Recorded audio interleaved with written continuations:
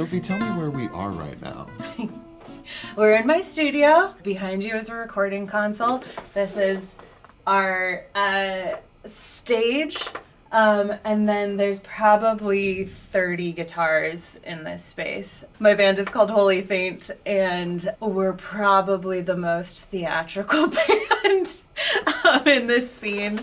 In the Tucson music scene? In the Tucson music scene. It's like almost embarrassing. And so many of the lyrics are referencing different plays. And I share this space with my two bandmates who have another extraordinary band called Birds and Arrows.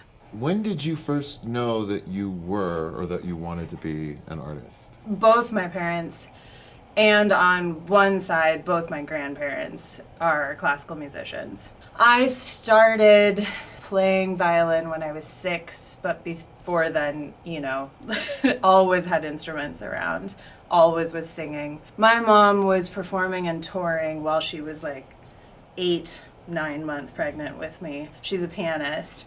So I was like pressed up against the keys.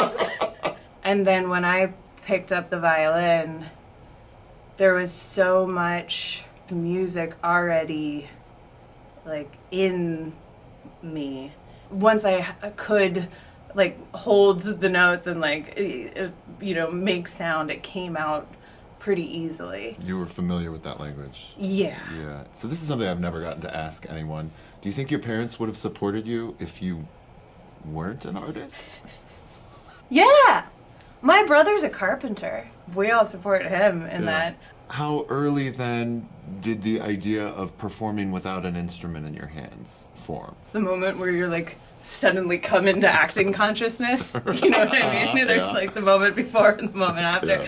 Yeah. When I was 10 in my 4th grade play, I was the White Witch in the Chronicles of Narnia. Okay. And I remember believing that I terrified everyone. And that feeling of 10-year-old self-hype. Yeah. And the power of being the scariest villain on stage in the coolest outfit. Please, Your Majesty, may we rest just a bit? Silence, fool! We must continue on. Move! I said move! and killing Aslan. I remember very vividly holding the knife up and plunging it into Benjamin. Poor Benjamin. But yeah, that was the before and after moment for me. I'm sure it happened earlier, but my mom has stories about me eating a piece of cake and going,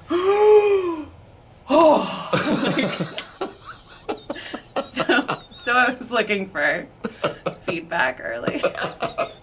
I went to a pre-college summer camp called Cherubs where Matt Wally taught. I didn't know him at the time. Cherubs? It was at Northwestern University. Okay. And it was very, not hoity-toity, but every kid who was there was I'm going to a BFA acting program, and then I'm going to be on Broadway, but not musical theater. I'm going to be in David Mamet plays, And then I auditioned, and I got into several BFA programs, and Boston University, frankly, gave me the most money, and so I went. It's a really serious program. How was that for you? I've talked to my husband about this. I kind of feel that auditioning process when I was 18. Auditioning for schools. I know I was really good then. And then for the next 5 years, I couldn't find that feeling again. And I kind of feel like I didn't feel like that again until we started performing under Milkwood. That feeling of I am good at this. I belong here. I belong here. Yeah. And I'm safe here. Like a ton of people who went to BFA programs, I had a mixed experience. I will say I got a breadth of training in physical theater and clown, Meisner, and the techniques that I was introduced to, I think that program might be like truly spectacular. So I do think actually what I learned there was how to get into a space of play, that sense of opportunity. Anything is possible really quickly. Like it for me, I think I have the skill of turning on that switch of utter spontaneity, and it's all just a stream of impulses. So what happened after Boston? I got a apprenticeship at Double Edge Theater Company, an extraordinary physical theater company that works out in Western Massachusetts. Especially after working with the Rogue for the last year, I have so much gratitude for that experience now. The way that those ensemble members live and dedicate themselves to this art was unsustainable for me as, someone who was also really interested in going to like metal shows and playing with bands. They do a lot of physical training together. We would go on runs through the hills of Western Massachusetts, and we were running in this field once as a group, and these two horses came and started running with us, like alongside us.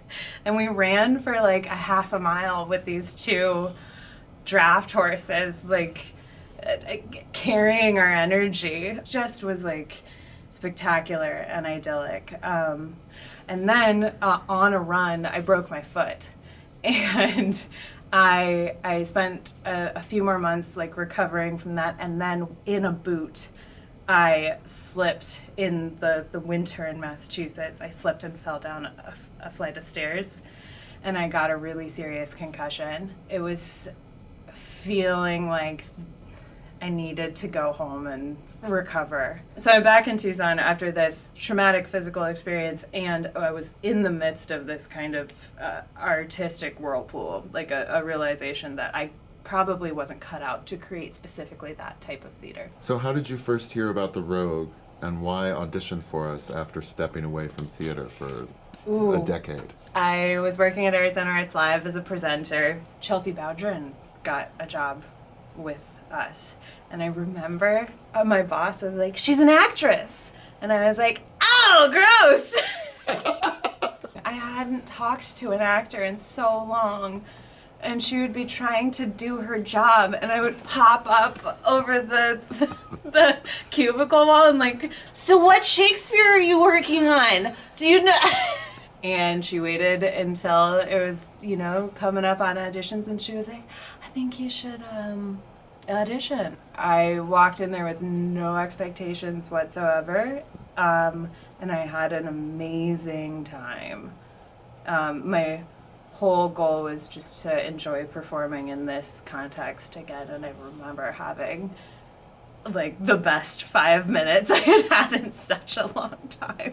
Just getting to stand in a room and say Shakespeare for people who know what you're saying immediately and enjoy it was crazy. So your first Rogue show was under Milkwood. What was that experience like? And what surprised or challenged you? The Rogue is utterly different from any space I had been in up until that point. The safety in that ensemble and beyond, it's palpable in the room in a way that I had never experienced. People always say that once you're in the room, you need to relax, in the rehearsal room, relax because you got the job.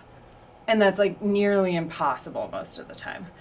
At the Rogue, the feeling, it's much easier to access that feeling because I think there's like a collective buy-in. The thing that I was shocked about was, I come from a classical music background. I went to a conservatory program. I've like experienced every level of criticism, and I've gotten some really tough notes. And after 9 years off of that, getting notes was really hard for me. It was like, I remember specifically you giving me a note, and my response, my brain was like, "Don't say that!" But like some knee-jerk response in my body, it was like, "That's different than what you told me the other day." Like, and so I had to rebuild that skill, I think. Were you surprised when Joe and Cindy asked you to join the acting ensemble after only one play? Yeah. I was honored. A few months later, you did Love's Labor's Lost with us. What was that like? Being in the ensemble is it's job security in a profession that has no job security. It's maybe unique on this side of the country. And I'm still discovering what kind of actor I am, but I know that I have a sense of play and risk-taking. Following impulses, even if they're foolish, is really important to me. So going into Love's Labor's Lost, having that job security felt kind of like I had this Technicolor world to play in. That little feminine unit that we created was so dynamic and so fun. And so much of that play is the unsaid kind of crackling electricity between those four women. And that is something I'll treasure. One of my favorite things I've seen you do so far was The Skin of Our Teeth. You really did something special with what could have easily been a throwaway role. Gladys was an opportunity for me to work physically in a way that I hadn't done since Double Edge. I approached that with the goal of 110% physical commitment to everything. Because I also think that's what children do. Children don't understand the consequences of their physical actions, so they go as far as they can until they physically hit a wall, perhaps. So I worked really hard on the physical life of Gladys. I watched a lot of videos, a technique that I learned from this amazing actor from Elevator Repair Service, Mike Iverson, putting on a YouTube video and then literally imitating the video as you watch it. So I spent a lot of time watching videos of 8-year-olds and like physically doing everything that they're doing without like thinking about myself. And then on stage was accessing that along with finding a crazy like chemical connection with Hunter. And that was the first time I really got to like work deeply with Hunter, and I think the two of us have a combustible kind of energy that really helped those two characters come alive with each other. You're currently in rehearsal for Playboy of the Western World as Widow Quinn. How's that going? What are you up against in that show? I think the thing that I'm finding that's really exciting and but really difficult, Widow Quinn thinks faster than I do. I have to up my engagement in the world in order to fill her. I sent Cindy an email after reading the play talking about how deeply I connected with this character. She revels in chaos. It's not like this Machiavellian, like, thoughtful, like, chess. It's so fast and so visceral.